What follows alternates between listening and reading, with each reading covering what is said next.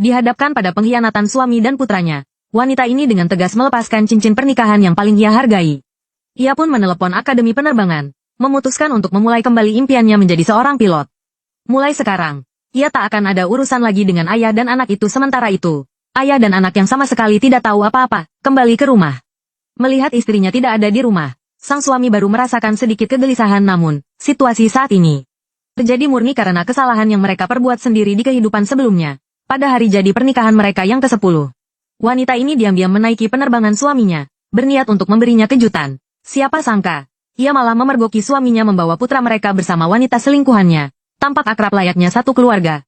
Ternyata, keduanya sudah menjalin hubungan bahkan sebelum putra mereka lahir. Setelah putranya lahir, ia semakin terpengaruh, sampai-sampai di dalam hati putranya. Ibunya sendiri adalah citra seorang ibu yang jahat, dan ia selalu berharap wanita selingkuhan itu yang menjadi ibunya. Bahkan hari jadi pernikahan dengan istrinya pun ia lewatkan bersama putra dan wanita selingkuhan itu. Tak disangka, saat itu terjadi kecelakaan pesawat akibat kesalahan operasional sang suami. Bahkan sebelum itu, ia tak lupa menyatakan cintanya pada wanita selingkuhan itu. Jinjing, aku mencintaimu.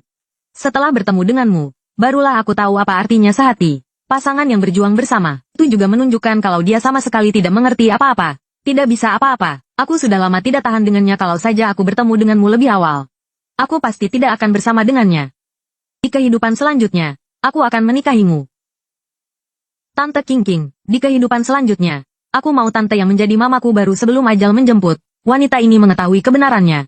Mengingat kembali pengorbanan butanya selama bertahun-tahun, hatinya hancur berkeping-keping. Ia mengira akan mati dengan penuh penyesalan. Tetapi siapa sangka saat ia membuka matanya lagi, ia terlahir kembali ke 1 tahun sebelumnya. Kali ini, tanpa ragu ia menelepon Akademi Penerbangan.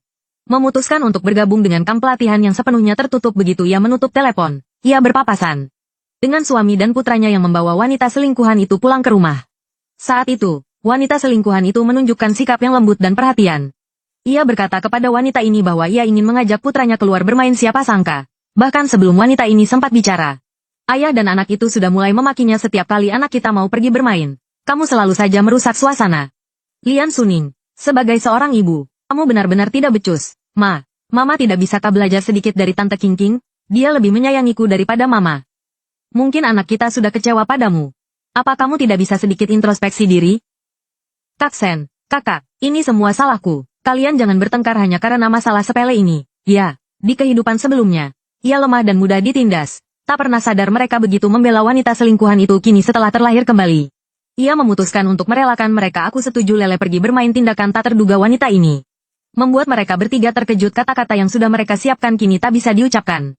Menatap putra kandungnya, wanita ini masih ingin melakukan perjuangan terakhir. Semua kelas seni itu, kamu sendiri yang menangis dan merengek minta didaftarkan. Kamu bilang, asalkan mama mendaftarkanmu, kamu akan selalu masuk kelas apapun cuacanya. Mama pernah mengajarimu untuk menjadi anak laki-laki yang menepati janji. Apakah kamu mau mengingkari semua janjimu itu? Aku tidak pernah bilang begitu. Jelas-jelas mama yang memaksaku ikut les. Mama mau mencelakaiku. Mama jahat benar saja. Ayah dan anak itu sama saja tabiatnya. Karena itu, ia tak lagi menyimpan angan-angan apapun. Ia langsung membatalkan semua kelas les putranya dan secara aktif mendorong mereka ke arah wanita selingkuhan itu. Membiarkan mereka pergi merayakan ulang tahun wanita itu. Dalam perjalanan pulang di tengah malam, mereka masih terus merendahkan wanita ini, mengatakan bahwa ia hanyalah seorang ibu rumah tangga yang tidak berguna. Namun, sang suami lupa bahwa dulu dalam ujian seleksi pilot, jika bukan karena istrinya yang secara sukarela memberikan jatahnya, bagaimana mungkin ia bisa sesukses sekarang? Melihat mereka telah kembali, wanita ini berinisiatif meminta wanita selingkuhan itu untuk menginap. Benar saja, malam harinya, wanita ini melihat mereka berdua tak sabar untuk bermesraan keesokan paginya. Sang suami menerima telepon dari taman kanak-kanak, mengatakan bahwa putranya belum tiba di sekolah. Sang suami bergegas turun ke bawah, namun malah melihat istrinya baru pulang dari lari pagi. Sang suami langsung naik pitam dan mulai menyalahkan istrinya. Tidak bisakah kamu antar Lele ke sekolah dulu baru latihan? Gurunya sampai meneleponku. King sedang membangunkan Lele. Kamu sana bantu. Akhir-akhir ini Lele sedang tidak terlalu suka denganku. Biar King saja yang repot. Ya. Sudahlah. Kamu siapkan sarapan saja. Aku dan King akan berangkat kerja setelah makan. Kak, Lele sudah siap. Sudah bisa sarapan. Saat ini, melihat mereka memperlakukannya seperti pembantu, wanita ini sama sekali tidak peduli. Justru ia memanggil putranya, menyuruh mereka bertiga untuk makan di luar. Melihat wanita ini terus-menerus mendorongnya menjauh, Sang suami entah kenapa merasakan sedikit kepanikan. Saat akan pergi, ia berkata ingin bicara baik-baik dengan istrinya saat pulang malam nanti setelah suaminya pergi. Wanita ini menatap rumah yang sama sekali tidak terasa hangat ini, tanpa ada sedikit pun rasa enggan di hatinya.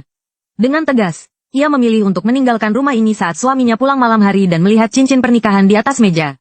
Barulah ia sadar,